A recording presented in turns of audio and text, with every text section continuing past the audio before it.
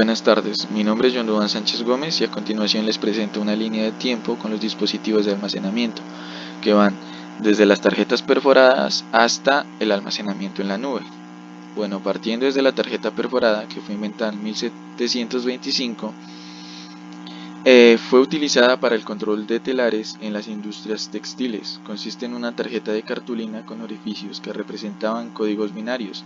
En cuanto a su almacenamiento, dependía mucho de la cantidad de columnas y orificios que poseía, habiendo tarjetas de 25 hasta 80 columnas. En computación se utilizaron como dispositivos de almacenamiento sobre los años 60 y 70. Luego, en 1846 se creó la cinta perforada, que prácticamente era una tarjeta perforada mucho más grande. Era llamada también tarjeta perforada continua y a partir de esta se creó el código ASCII. La cinta podía procesar 75 palabras por minuto y su capacidad seguía dependiendo de la cantidad de orificios que tuviese. En 1878 se creó la cinta magnética, que fue el primer dispositivo de almacenamiento magnético. La cinta magnética estaba fabricada de óxido de hierro o algún cromato. Los datos se guardaban por bits por pulgada, en abreviación BPI. Van desde 800 BPI hasta 6250 BPI, llegando a almacenar aproximadamente 660 kilobytes. El casete estándar fue el dispositivo más relevante en usar la cinta magnética entre los años 1970 a 1980. Llegaban a almacenar hasta 660 kilobytes por cada lado.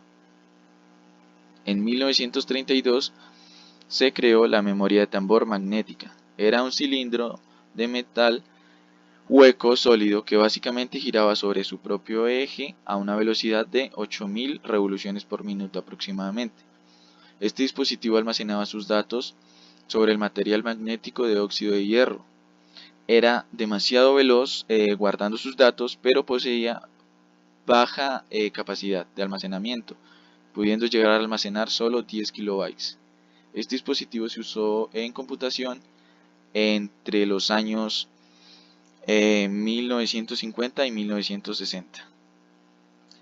Ya en 1956 se creó la primera unidad de disco duro, que poseía 50 discos de 24 pulgadas, llegando a pesar más de media tonelada. La primera unidad de disco duro podía llegar a almacenar aproximadamente 5 megabytes. Cabe recalcar que los discos duros han venido evolucionando con el tiempo, disminuyendo de tamaño y peso y aumentando la velocidad de transferencia de datos y su capacidad de almacenamiento, pudiendo llegar a almacenar más de 1 giga. Bueno, después del disco duro, en 1958 se inventó el Laserdisc, que fue la primera unidad precursora del almacenamiento óptico comercializado. Poseía 30 centímetros de diámetro y se utilizó principalmente para almacenar películas. El Laserdisc permitía almacenar 60 minutos de video por cada lado. A inicios ya de 1970 se inventó el disquete, también denominado disco flexible. Era una unidad de almacenamiento que poseía un tamaño de 8 pulgadas, que luego con el tiempo fue reducida a 3.5. El primer disquete almacenaba 175 kilobytes. Ya con el tiempo se vino mejorando la tecnología del disquete y llegó a almacenar más de 3 megabytes. Los disquetes dejaron de usarse a partir de 1990 y actualmente son totalmente obsoletos. Bueno, a inicios de 1979 se inventó el disco compacto, que era un disco con un diámetro de 15 milímetros, hecho de policarbonato de plástico recubierto de una capa refinada de aluminio que permitía la lectura y grabación de datos en el disco. El disco grababa las señales de audio de a 44 Hz a una resolución lineal de 16 bits, con una capacidad de almacenamiento de 650 a 700 megabytes aproximadamente, permitiendo grabar 74 minutos de audio o video. Después de este se inventó el DVD en 1995.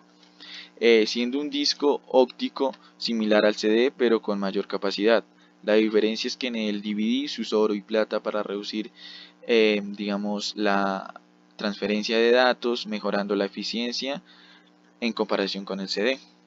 Existen dos tipos de capas, que son la capa simple y la capa doble. También se pueden clasificar en DVD 5, que puede almacenar 4.58 GB, el DVD 9, que puede grabar 8.5, el DVD 10 9.4 y el DVD 18 17 GB. En 1996 ya se creó la primera USB, que eran dispositivos de almacenamiento muy pequeños que contaban o que cuentan más bien con 3 generaciones, marcadas por la velocidad de transferencia. Digamos que estas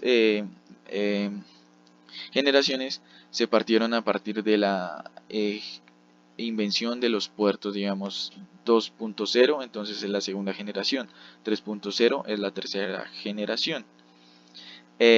Además de esto, cuentan con una característica muy especial, que son sobreescribibles varias veces.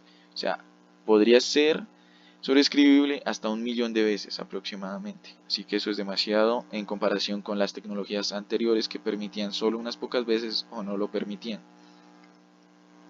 Bueno, en sus inicios solo podían almacenar 16 megabytes, pero en la actualidad almacenan más de 1 tera.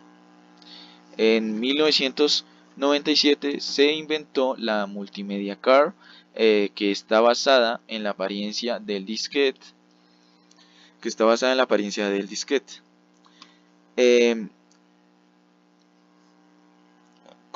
Esta contaba con múltiples, digamos, velocidades dependiendo de la generación en la que estuviese, y contaba con un tamaño de 24 milímetros por 32 milímetros.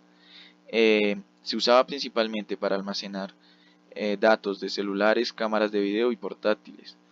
Al principio solo podían almacenar 32 megabytes y actualmente pueden almacenar más de 500 gigas. Ya en 1999 se inventó la micro CD, que era la evolución de la Multimedia Card presentada en ese año. En sí presentaba un menor tamaño y una velocidad de escritura de 80 megabytes por segundos y de lectura 90 megabytes sobre segundos, con capacidades de almacenamiento que van desde 1 gigabyte hasta 1 terabyte aproximadamente. Y por último, en 1960 se planteó la idea del almacenamiento en la nube, pero esto se vino a desarrollar ya sobre el siglo XXI, que se crearon ya protocolos que permitían, digamos, la transferencia de datos de un servidor a otro o del dispositivo del usuario hasta la nube a través de internet. Esto vino a partir de la web 2.0 claramente. Bueno, este sistema de almacenamiento almacenaba datos de un sistema de cómputo de forma remota. Se caracteriza por su agilidad, escalabilidad, adaptabilidad y multiposición. Bueno, esto en cuanto al almacenamiento depende de lo que se necesite. Puede ir desde 5 GB hasta más de 2 TB, y su precio pues varía dependiendo de esa capacidad. Por ejemplo, en la exposición podemos ver que por 1 tera con un computador, o sea la CPU que brinda ese servicio, cuenta con 32 núcleos y 128 GB de RAM, llega a costar $1.439 cada mes. Bueno, esto ha sido la exposición, muchas gracias.